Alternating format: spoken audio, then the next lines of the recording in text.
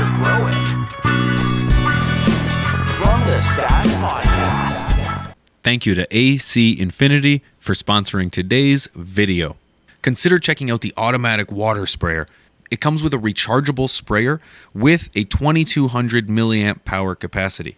Supports up to 3 hours of continuous water diffusing. You can even modify the direction and spread of the spray with just a twist of the nozzle. Head on over to acinfinity.com, use promo code THESTASH15 and save a few dollars off at checkout. This episode is brought to you by Stash Blend. I've been using Stash Blend for over a year now, and it's awesome. One of the things that I really like is that it saves me money. It's a whole bunch of different inputs in one. So I no longer have to go out there and buy a silica bottle, then a separate seaweed bottle, beneficial bacteria, then a separate one for mycorrhizal fungi. All of that plus more is in this one blend. Go to stashblend.com to learn more about it, and I also have a link down in the YouTube description section below. From the Stash Podcast, we're back in Las Vegas. It's been a long time coming. But we finally got iCanTHC In person, What's man. going on, boys? Good Bro. to be here. Thanks for having me on the show. Absolute pleasure. This is the first show in this studio, hopefully all works well, that we've done for FTS, and you're our first guest in person in Vegas 2024, man. Ooh, big honor. Thank you for the privilege, man. Appreciate you, boys. No problem. We're probably going to release it last, though. Okay, that's no problem. I think happens. Well, in this one, the hype of genetics in 2025 and what's hot and what's going to be the next new thing. You know, you brought me, thankfully, you blessed me with some Hulk's cereal, Hulk's breakfast. Hulk's breakfast. Hulk's breakfast. iCanTHC. He doesn't eat cereal. iCanTHC's new hotness, you know, and there's a lot of new people who are out, but there's a lot of old school breeders that we saw at MJ BizCon that I was shocked to see. The smaller guys having a footprint. Tiki Madman, shout out Tiki, was there. Of course, Seedsman's booth was there. They were there with their own genetics, which was really cool to see. You had compound genetics. There was Umami Seeds. There was Barney's Farm. I saw DNA Genetics was there. Genetics. Some of the Sensei bigger ones, Seeds. Exotic obviously was Sensei. there, but there was more people than ever with genetics that I've ever seen there. The vault was a separate section just for genetics, Yes. and I think now the appreciation of what's going to be hot, the masses are seeing, and MJ BizCon is something that it seems they're just getting hip to that. You guys notice anything new there though in terms of genetics that you were like, oh, this is the new hot? I was gonna say it for later, but I noticed that like a lot of people, well, some people did sort of say that some of the newer seed banks, some of the American-based seed banks are sort of taking over compared to the European ones. America. So some of the European ones jumped in, right? And Wow. they were so used to being the big recognized seed bank for so many years, and I guess they sort of lost a grip, and a lot of the newer people are up and coming. So you see a lot of the growers flock into some of the newer seed banks, and I found that was pretty cool and interesting, you know? Like Royal Queen Seeds was out there, like you said, Barney's, a lot of these European seed banks. But I actually was passing by some people, and I just heard people saying that, and I was like, wow, just hearing what people say is pretty interesting. Yeah, they've been there every year, so it's kind of like seeing the same old guys and same genetics, and being able to see some new ones, and directly the breeder themselves, not just someone who's a tester and helping out with the company. Seeing the breeders, that's a whole new thing, in my opinion, at MJ BizCon. I think it's because, well, not only there's new owners at MJ BizCon, That is true. It's still expensive. which is big. It's still expensive. It's not really catered to the home grow, but I think you're starting to see a shift. There's a distaste out there for that corporate high THC malarkey that has no taste. It's got no terps. It's just bland. And I think now we're starting to see an appreciation for the homegrown passion of small breeders that are still looking for great taste, good quality. You know, the yield doesn't matter, but, you know, high yield wouldn't hurt. But it's like, that's not the number one. People want to get the good high. They want to get good taste. And I think that's coming back. And seeing, when we were at MJ BizCon, seeing that vault with all those breeders was absolutely epic. That was and the there's conversation. tons of great projects. Flavor was the conversation. People weren't talking about THC or yields. They were saying this new flavor I'm looking for, the new smell I'm looking for, the new terp, essentially. There was no conversation at all about high THC. I think that was the cool thing is if you're still in this space, it's like the hardcores in crypto.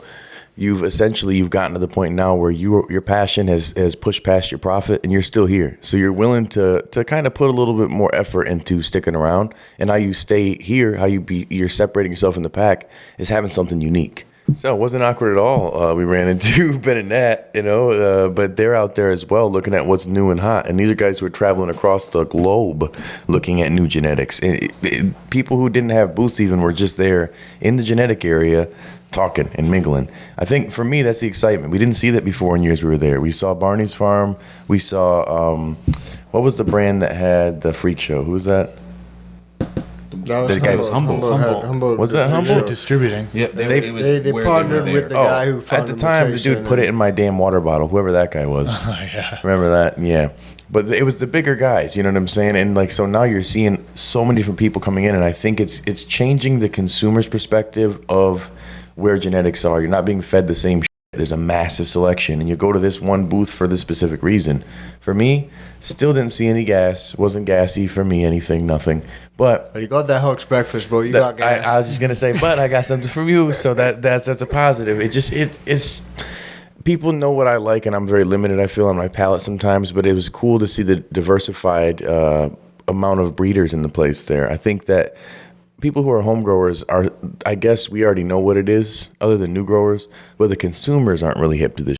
They're just getting whatever's hot in the market. It's like there may be something at MJ BizCon we found, or sitting at this table, that may be the next hot thing for 2025. I think people are sleeping on it, but the focus no longer now is the THC or just a big yield. They've realized that hunting that for years has kind of ruined the dank that they're after. That's right. I feel like we kind of put ourselves, at dead end with chasing the THC. Now we kind of got to back up a little bit and get back on course of all the other cannabinoids, your CBGs, your CBNs, the stuff that we can really be benefiting from that we haven't really extrapolated from the plant at mass. Yeah. Well, there's a study in University of Colorado Boulder recently did a video about it, gang. And they realized they did a test between two different groups. One was having low THC flower, one had high THC concentrate. They tested both the blood. Obviously, the blood THC level was higher for the higher THC group. But the testing they did between everybody, between cognitive and just their personal reception to the effect, was the same or comparable. But they didn't really know the difference between either group. They pretty much realized that the certain threshold of THC that your body, your endocannabinoid system takes, and you're high. It is what it is. Yeah. But it wasn't just the THC that factored it. It was the cannabinoids that were in it overall. Little bit of a test that I feel could have too many variables to say it's a for sure this one way or the other, but it shows that the THC isn't the only indicator of potency. You know what I also found today is that people were asking interesting questions, and they were asking, what sort of strain is this and what sort of pack of beans is this in terms of where does it lean? Does it lean hybrid? Does it lean indica? Does it lean sativa? And a lot of people were either preferring an hybrid or a sativa leaning or indica leaning, and just knowing what it is. So that's also a decision-making factor when it comes to people selecting genetics, because you can have all sorts of genetics, and if you're a newbie, you're lost in a sea of genetics. You're like, well, I just want something that's going to give me the couch lock feel, or I just want something that I'm still going to be able to be productive and active and efficient with. So that is definitely a decision-making factor too. So I found that pretty interesting. I was just standing up by Seasman's booth actually, and a few people came past, and that was the question they asked, like, is this indica, is this sativa? And the guy had to explain that a lot of strains nowadays are actually hybrids. So you can get like an indica leaning hybrid or a sativa leaning hybrid, and he explained the differences to her, and she was like, okay, makes a lot of sense, and she went off along her merry way. Guess I'm not getting anything. Beans. Oh, she got some beans. She copped some beans, bro. She copped some beans. So it goes to show it really is a decision-making factor, It is, and I think that's where like the education of the terpenes is huge too, and the flavonoids, and it's tough because you could say, well, this plant, like look at how the brisker comes out on one side of chill out, that you can't say guaranteed on the package, well, it'll get these terps, because it could be this, or this. And then somebody who's looking for the indica effect, that's the hybrid argument. Well, you got a hybrid now. So it could give you some indica, it could give you some sativa, but it's based on these things. It helps them then if they go and smell bud somewhere that they're like, oh, this smells like it's more like sativa leaning, sharp, citrusy, funk, or like a little floral. Versus a lot of people now, it's just indica or sativa instead of looking at it botanical point. Yeah. But shout out to Chris, because he took us out to the dispo yesterday, bro. I can't remember the name of it. The Source.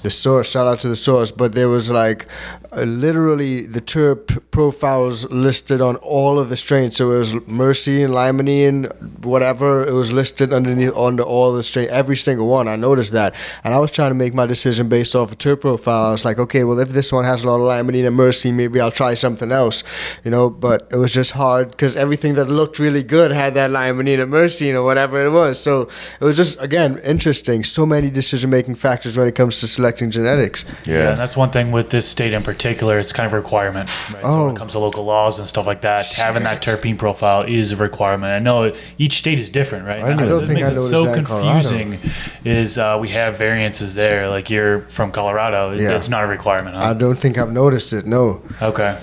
But then I had again, no I don't idea. shop for flower that much. Well, that's the thing is I only know in Michigan because of working, in the industry, seeing that it wasn't a necessary, it wasn't a factor you had to do. It was just more something people would do for marketing. Yeah. I love that at least it's crazy that Vegas of all places. That's something that's Well played, Vegas. Yeah. Interesting. Apparently they have high standards for testing too when it comes to their flour, but there's always say fraud and manipulation that happens and things get snuck through there. But yeah, kind of having high standards on as far as you got to announce what the terpene profile is.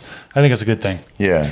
So let's play a little mind game. So it's like if I may, we kind of know where we were and we know kind of where we are. We know, in my opinion, the human race kind of discovered this plant because of its aroma, its smell. I think we were lured to it because obviously we didn't taste it first. So I think we were lured to it based on the smells, some kind of attraction to the plant. Then as time kind of evolved, we consumed it. We found that there were some properties to it that we really enjoyed, and we started to harvest the plant for those properties. Then through time, through pretty much legal processes, the government has kind of stomped down on the production of the plant, and then therefore you've seen a general technique or a path of avoiding particular terpenes, like say skunk terpenes. The smellier the product was, the more heat score it was to get busted by law enforcement. So breeders avoided those really nasty terpenes, and they tried to avoid a little plainer, little more something bland, something you can hide. like Northern Lights. I think that's personally very bland. Totally agree. I also think Blue Dream is similar to that. Very bland. And so it's like you kind of harvested what you needed to get by. Now, and in that case, it was no flavor. In a nutshell, there was minimal flavor and all THC. The human race was discovering that we could get a great feeling from this with this THC thing. So then we started really focusing on THC. So the mind game. Where do you think we're going to go now? We've kind of got to, I'll pass this to you, Matt. We kind of got to back up a little bit because we chased the THC unicorn. So we got to back up a little bit. Where do we go from here? Interesting one, man. I think we look for that entourage effect. Personally, I think that's where a lot of the growers are going. If you look at some of the people I've seen, even at MJ Biz or at the Dispos, when we passed in, there were a couple older people behind us. They were asking about the effect and how they can actually deal with their medical conditions. And that only comes from the entourage effect, not necessarily a high THC percentage, because people are trying to feel better, not feel up. They want to still be able to see their grandchildren or do whatever they have to do, go to the bank and stuff, but not feel to lie down all day. So I think that entourage effect really brings that. And adding a little bit of layers on top of that, we can even talk about the terpenes. Different terpenes have different types of properties. Some of them have anti-healing properties or anti-inflammatory properties, all types of properties, similar to plants. So depending, I'm not sure if there's studies on this, but depending on the terpene profile of your flower, you may be able to receive some benefit from that terpene profile in that sense. So all these things may come to the fore, especially with where things may go in the future when it comes to the cannabis. So we'll see. What do you guys think? Yeah, I'm exact same thing. I think it's going to be like, we're old heads at this point, because we're going to be, see, we've been saying entourage effect for so, it's going to be like boring almost. But now everybody finally knows. Yeah. Now they get it. And then we'll just be like, what's next? You know, I just think that scientists, doctors kind of nail it down to a certain percentage of each terpene, and they're like, oh, this helps with this, you know, this helps with that. It's like, yeah, that is the direction we're going, right? It's like getting more scientifically involved, be able to study the plant more as it becomes more and more legal. So yeah, it's shifting in a direction of trying to do good, you know? Yeah, because I saw the granny and I was literally like, yo, granny's in the dispo trying to get lit. And then I noticed like she's actually talking to the guy and she says, yeah, I got a little bit of a problem with this. And I think it was like glaucoma or something. And he was like, okay. And he talked through it with her, talked through everything. So definitely is worth that in terms of conversational points too. So when it comes to like the dispos, I think they're gonna pick up what the home growers get. I feel like we're always like there's somebody who's a snitch amongst our community and goes and tells them, it's like, listen, here's what's really hot. This is the new genetics. This is the new way. It's not good unless you got a grow bag. You need to have it set up this. Like it's really getting to the point where like they have to mirror us to do well. The best commercial grows are caregiver style grows. They're all the ones that have the smaller setups, the really on hands, hand trimmed stuff. And watered half the time. You know, it really comes down to the tender love and care that comes to it. All the old hippie they'd say. But the commercial growers want to replicate that and scale so fast and so quick that they take that love out of the meal, so to speak. And you're going from a local burger joint to McDonald's in a week. And like even with Steve Campbell, like I'm sure it's good, organic, whatever, but those little baby joints taste like butt. Oh, you didn't like those? Taste yeah, like we opened them up and smelled them and like, pre-rolls and everything. Booty. Booty water. Just real quick intermission. We would not be here today without ProMix helping us get out here to Vegas for the Homegrower Takeover. And we wouldn't be able to have this podcast episode without it. So big shout out to ProMix. Make sure you check them out for all of your soil and cocoa needs now. Hell yeah. But we should get back to this conversation. Genetics. So we were talking a little bit about the dirt that's put in some of these pre-rolls and how people hide some of the bud. And I think that's the thing people are not realizing is that's where you don't hide the bud. That's the end product that it has to speak for itself when you consume it. When you can hide it is in a very pretty package and very pretty looking bud that's dense and covered in trichomes. But once I'm consuming it, I'm a dry hit guy. I think you brought one out at MJ BizCon. I immediately took a dry hit. I was like, oh, okay. And I didn't even get a chance to hit it. It went everywhere else. It was homegrown. Yeah? That's not true, guys. We shared it together. No, the one, the dispo one that you had. Oh, yeah. Plug or whatever. And I was like... I remember that one. But I forgot it and walked away as you lit it up. But that's where you need to put your best foot forward. But it seems like the industry getting a little bit away from the THC and the look in the sense is making people realize these pre-rolls got to be better. Because other than those ones they dumped all over the table, those are the ones. Those are the ones I was referring to in regards to the machine we put it together. They were just advertising a machine. They didn't care about the quality of the herb. They just needed product weed. Yeah. They just wanted something in there so they could fill it, so they could put those joints on the table. And it's probably THCA. Yeah. If that. Yeah, if you're lucky. Yeah. I think when we were talking about genetics and in regards to the places that we're going, I also think that the exploitation of like medicinal properties, trying to utilize, we already know that it has some anti-inflammatory, as you mentioned earlier. We've got some anti-nausea or nausea suppressant, anti-nausea, and I think we're going to start to try to hone those properties in as well, because as we've kind of gone from legalization or from medical to legalization, it's pretty fair statement to say that the medical community has kind of been left in the dust in regards to finding further evidence or science that proves the quality of this plant. So I see more health science surrounding our plant as we and our genetics as we move forward. Yeah, and if I may, go back to what you guys were talking about, you don't want to hide anything in those pre-rolls. And a lot of people go for pre-rolls for convenience. I get that. But a lot of people also want to know what's going into their flower. So I live out in Colorado. A lot of mugs popping out there. A lot of dispensaries are everywhere. You can find them everywhere. But at the back of it, sometimes you can't even pronounce what the flower is grown with. You can't pronounce what's put in there. They show what it's grown with. Sometimes you actually look at the back of it and you'll see it's grown with guano, seabird guano, molasses, that type of stuff. And you're like, oh, this was an organic batch. Sometimes you see it's not an organic batch. And I think that's what a lot of home growers are looking for, just knowing what's in their flower, knowing what they're putting into their body, into their system. And I think that's sort of where they grow. So we could also talk about some of the gear we picked up at MJ Biz. I grabbed some of this exotic genetics. I personally like some of the flavors that they've got. This is that Planet Bang Bang, and it's all about what you like, right? So personally, when I'm able to grow, I know what's going in there, I know what I'm putting into my body, I know what I'm putting into my plants, into my system, and everything runs the way I want it to. And I think that that's where a lot of people are growing. So even today when we were talking to that lady who gave, I think, Rob the grinder, and we gave her a pack of seeds, she said, I'm going to give this to my farmer because my farmer farms, and we were trying to get her to grow some beans as well. The lady in front of her said that, yeah, I'm going to take some of those because she wants to. So hopefully they grow, and that'll get them into knowing what they're putting into their own thing. So, yeah.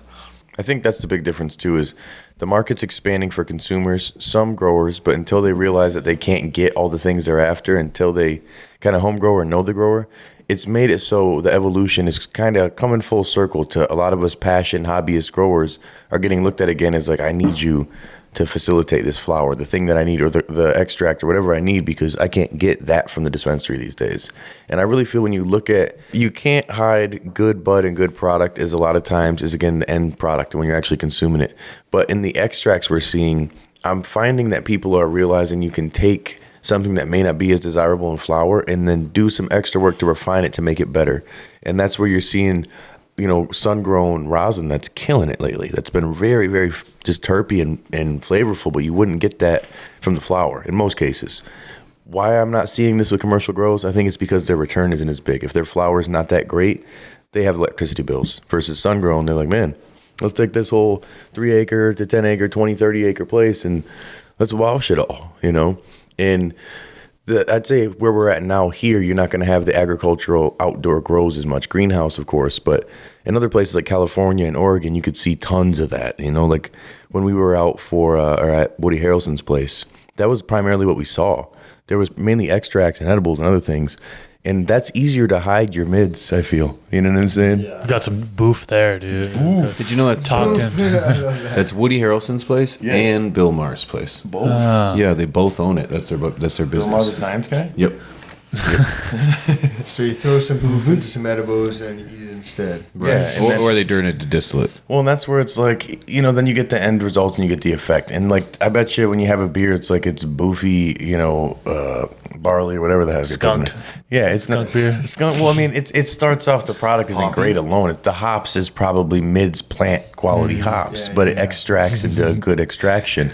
I think the future, and I've been saying this for some years, you can check this, but for years I've been saying, I think the future is going to be just ready to consume products. Yeah. Only home growers and the old heads are getting stuff that I got to go home and do work to consume. Everyone else wants to throw the tube away and smoke right away. Literally, bro. And like, I know, no offense to anyone who does that. Even my wife loves pre-rolls. I roll all her J's. If I don't roll it, she'll probably roll it herself, or she'll just grab some pre-rolls because it's convenient. And a lot of people I've actually spoken to in the community, I hang out with tons of homies, and they look at me roll and they're like, yo, how do you roll those J's, bro? And they probably see you roll and be like, how are you guys doing this? But a lot of people either just grab cones or pre-rolls. You'd be surprised. Yeah. What gets me too, though, is that we're still in that evolution of the product itself. In the same way, and I'm going to refer to it similar as beer, is that way back you were in the prohibitionist stages of beer. You didn't have places where you could go to consume it. I'm thinking prohibition in itself. You had to keep it underground, and that's where people were working hard to create a product that spoke for itself. It was good. You get the Samuel Adams. You've got the really rich, the Guinnesses, those nasty beers. If I could speak freely, They're nasty. But you think about it now that evolved to what we have now. When we go to an event, we bring our own product. We bring our own weed. If you go to a club or you go to a concert, do you bring your own drink? Not generally. Maybe out in the parking lot, you might have some. But I could see that the same when we transfer that to Herb as well, is that when you go to a club, you buy the stuff that's there. They've got light, medium, really crazy, and then like the black beer, the dark stuff, puts hair on your chest or takes it off. And it's like, I think that'll happen to dispos too, where it's or events where it's like you'll go to a dispensary and they'll have the levels of it where you will get exactly this. For the guys like me who like their beer light with no taste, there's going to be people out there that want their light with no taste, just an effect. Then you've got the guys that want to get that Guinness, that craft, that really juicy, nasty stuff. And then there's in between. I think we'll get there. We're just seeing that evolution of that. How long from now?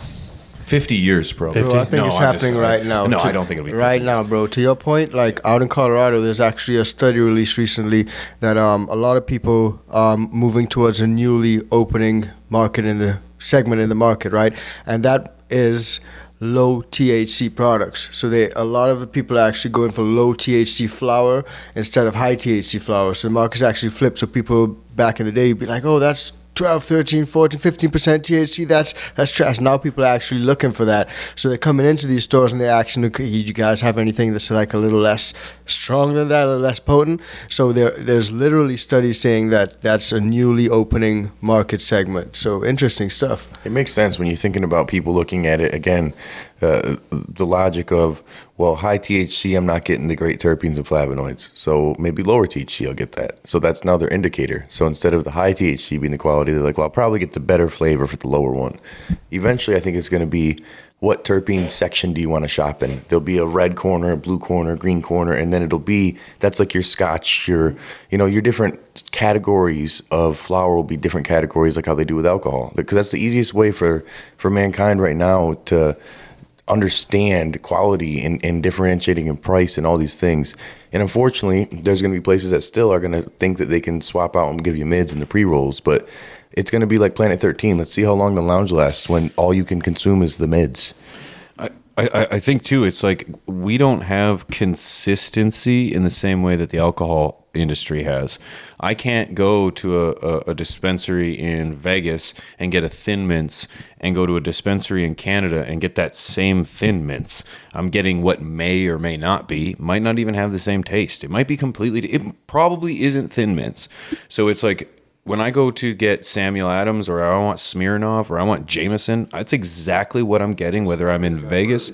That's bourbon. And it's bourbon, it's bourbon, it's bourbon, right? And I think that's the problem is like we know when I bring this bag in, this is the stuff.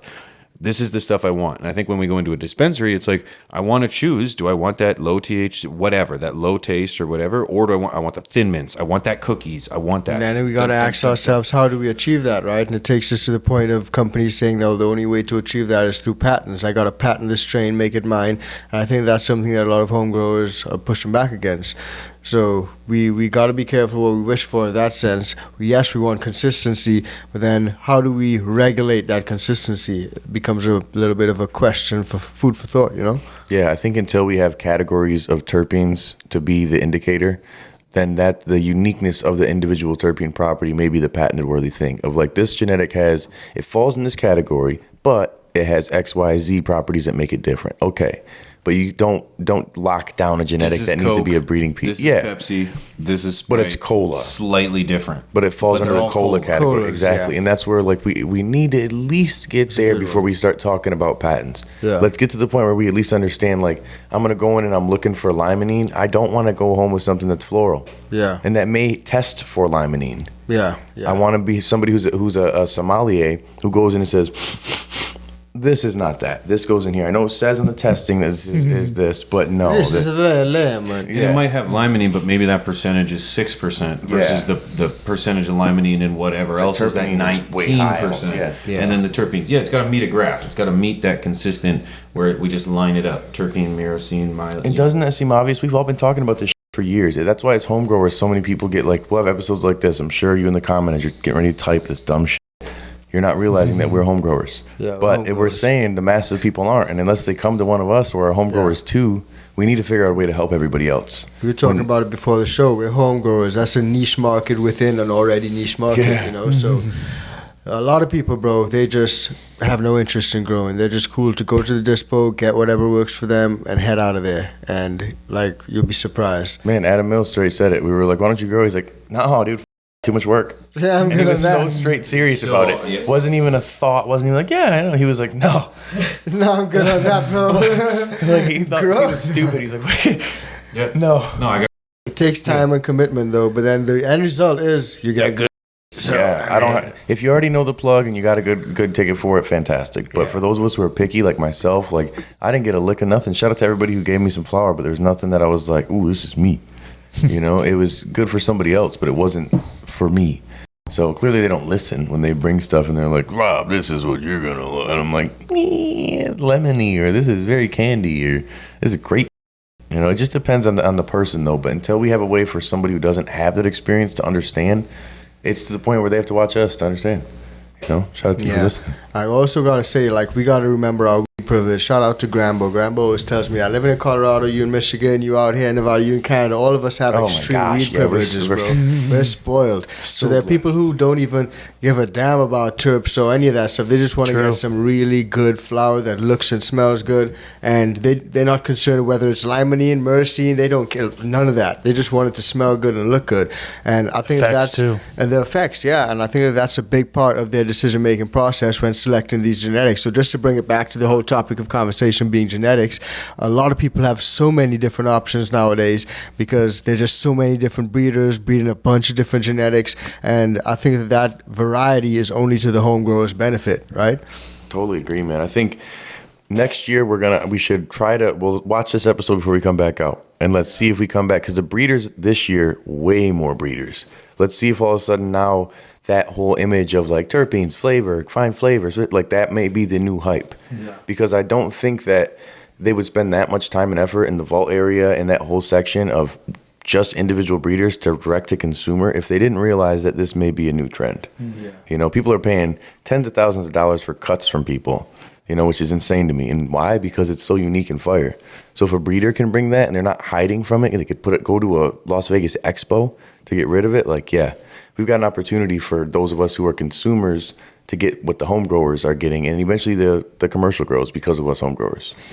Hey, you know, one of the things that I think that we went to the convention and we thought we were going to see, but didn't see a lot of people hyping about was triploids. I didn't see Not at all, not a anybody word. talking about no one actually triploids mentioned that at all. It's true. So, True. No one said anything. Nat didn't even look at me when I was there. If you're listening, I wanted to talk to him about that and see because the OG triploid is one that did good. I saw that actually crush it. Everybody who had it was like, the terps were crazy, it yielded fat.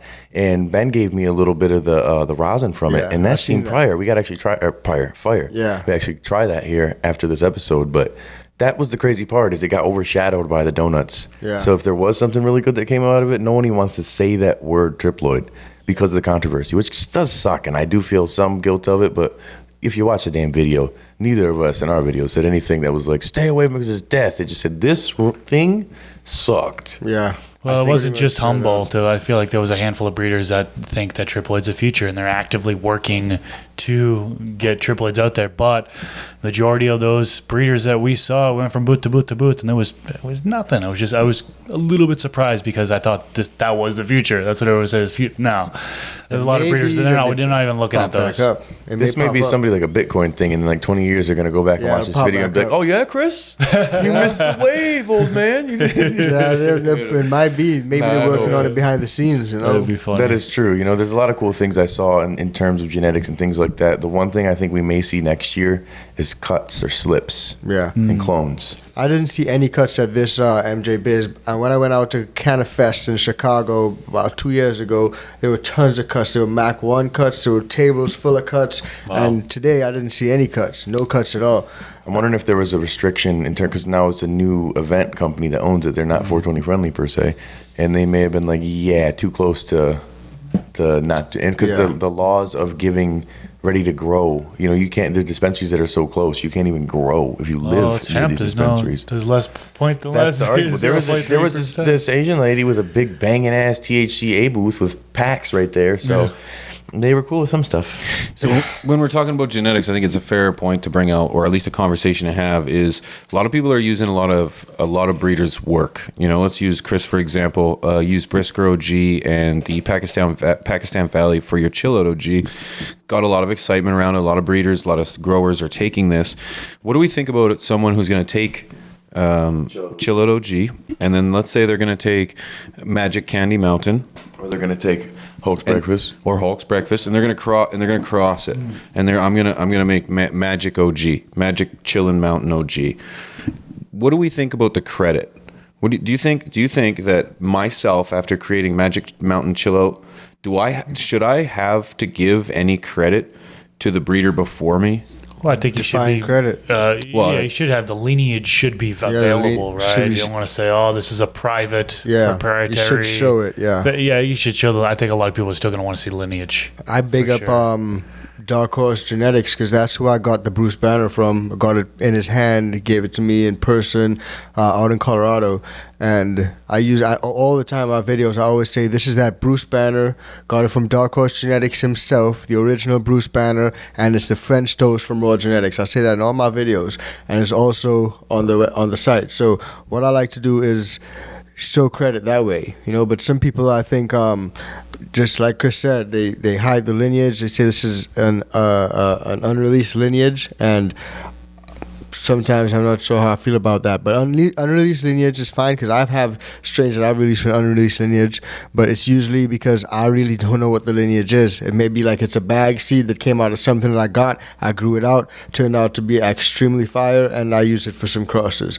So an unreleased lineage may or may not be a bad thing. Well, fair to say that you would be transparent and say you've got a seed that I have an unknown whereabouts. Yep. So it could be like unknown crossed with whatever, and just let people just be transparent. Well, and I think that's where the real community maintains and will stay there. But most people, it's business, and business ethics don't say anything about being ethical. It seems to be. So people like Copycat will say, they'll casually take shit and they don't give a damn. It is what it is. I took it. And they won't even say who it's from. It's just their S1. It's their genetic. Sometimes they'll say who it's from. But I don't feel like we have a situation where people are looking at it in the sense that they have to do it. Yeah. I think that if you want longevity, you should. Because the hardcores are going to trash you up and down. We've had people getting Chris because every time he mentions the genetic, he doesn't say exactly who the people who bred the parents are every time. I swear. Like, look it up. I know. Google. And there's seed. Isn't there a seed finder now on there? I don't think it's on Seed Finder yet. No, on Chill Out? It's on my site. Just search Chill Out and it'll tell you. Well, that's what I'm saying. It's not like it's been hidden. It's different when there's people who hide it. And that's the big issue. Nobody's got anything that's original nowadays. It's all crossed and crossed and crossed. And pay homage to the people who did it and respect them. And I think that's what matters most. But if you put your IP out there in the world like this, expect someone to use it for a new painting, so to speak. If you give me a new color that's unique, I may want to make a new piece of art. And I think it's beautiful if people do that. Like, I bred the Banoffee Piehead, and I hooked my homie Cabar Jones up with it, and he's bred with it. He's created different stuff, and I think that's beautiful. That homie who we saw today, he actually got something from my VIP Bean Club a while back, a Black Mamba strain, and he said he got a male, crossed it, and people just experimenting, bro. And I think that's a beautiful thing, just experimenting. If you try to do something with something that you got, how else are you supposed to do it other than using an existing strain, right? So I think that it's just beautiful, people experimenting. Once it's out there, it's kind of like open source at that point. Yeah, 100%. Mess with it as they want. Well, it'd be different if they took your genetics and they made an S1 of it, and now it's called, Rob's. That's just straight up renaming, bro. That's renaming. That was going to be. That's they stealing renaming. People do nowadays. That was going to be. I've got an ice cream cake S1 by this other breeder. I'm like, what the? How? You're going to tell a new guy who doesn't know this? That's going to be my next question. Do you think there should be some homage in the name? Depending, maybe put it. But that's again, these are these things that I'm thinking cultural. We're thinking community wise. Obviously, business is business. But I think at the end of the day, what defines us from the animals, the corporate, is that we have that level of ethics that we do apply. I feel honored if I was to take a Chill Out OG or a Hulk's Breakfast. I would be honored to be like, this is Matt's. This is Chris's just stuff. A chill guy. Yeah. It would be chill guy. I'm just a chill guy. Chill Hulk. Chill Hulk. Yeah, chill that could be cool. Hulk's Chill Breakfast. Just a chill Hulk. Yeah. And have Hulk do it. Just a real. You could have him look like me, just real skinny. That'd be pretty dope, actually. So, I think that's the thing too, is people who are willing to do that, they'll keep it good for 70, 100, 1,000 years because they're like, no, you don't do it like that. And eventually someone will mess up and it'll become a law that you don't. But it's like you have to have some ethics and dignity through this shit, or it becomes just a fest of taking people's art and their proprietary work, and there's no originality anymore. People just take it and take it and take it. Everything's lemon cherry, everything. And nobody said, where'd it come from? Bro, we were hanging out and talking to Tiki Madman, and he even said, like, you know, sometimes he would put beautiful strains out there. A lot of people know Tiki, and then sometimes he'll get flower back, and people be like, yeah, this is X, Y, and Z, and he'd be like, no, this is actually what I bred. This is my gushers, or this is my whatever, you know, and people would be like, just blatantly renaming product. And I think that's proprietary theft, you know, rather than you actually being creative, experimenting, and creating something out of two different parents type thing.